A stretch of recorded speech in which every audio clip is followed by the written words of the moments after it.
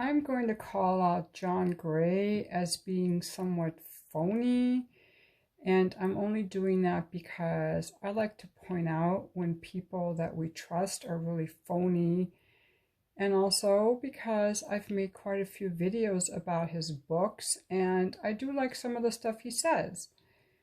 Now, why do I say he's phony? There are a number of red flags about John Gray.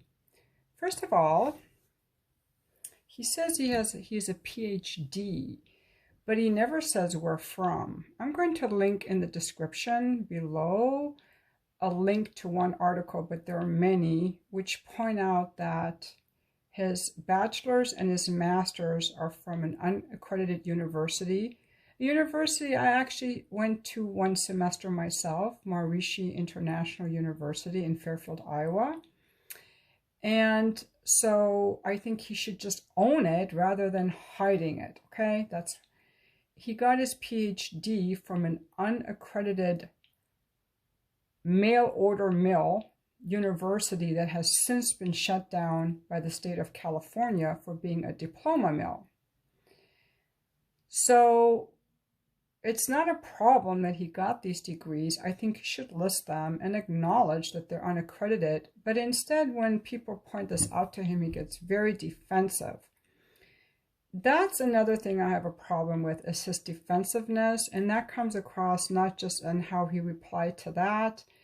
I saw how he replied on a recent YouTube video to a comment by someone who questioned him as saying, well, then you can just get lost, and apologizing, very defensive, and that on his YouTube channel, the comments are turned off.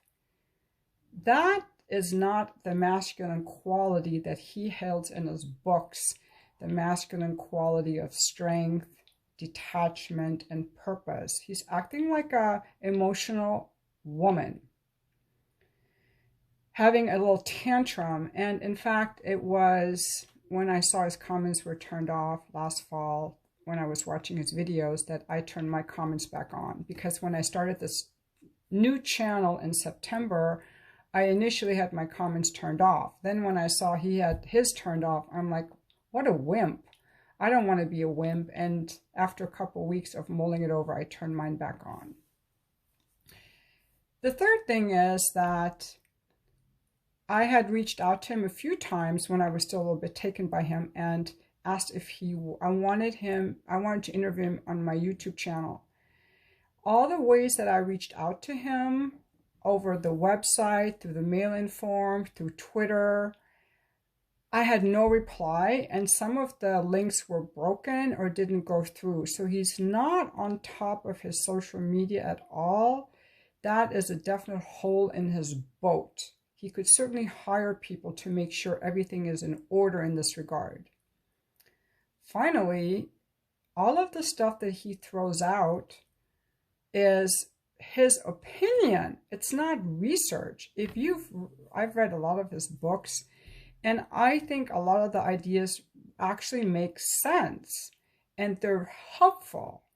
I've gotten some great ideas from the book, from many of his books, but he never says that these are his opinions. He makes it sound like facts, when in reality, they are his opinions. None of his stuff is based on research.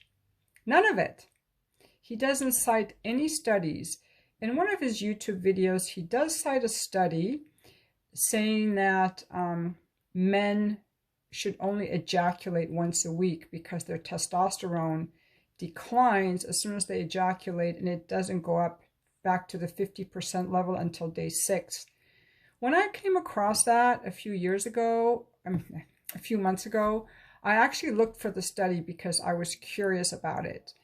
And it turns out that this was a study done on 12 men once that was never replicated.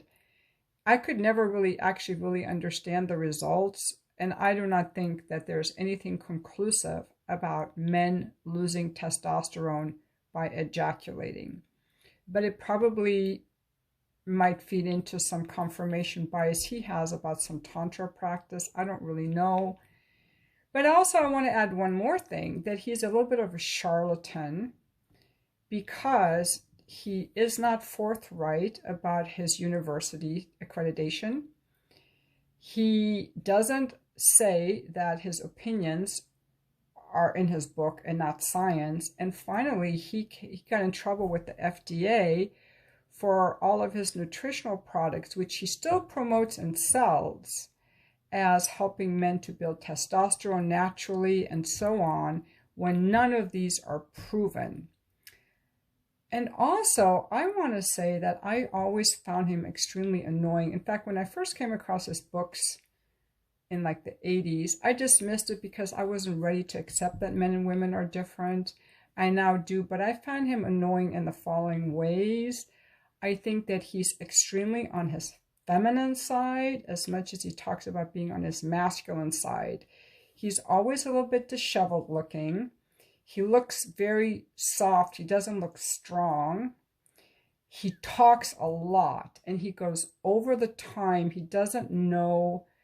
A man is supposed to be a little bit more stoic and detached and restrained, but he babbles on like a little schoolgirl, and he's very emotional, too emotional. I don't think he's in his masculine energy at all, and I would never be able to date him. To me, he's too feminine.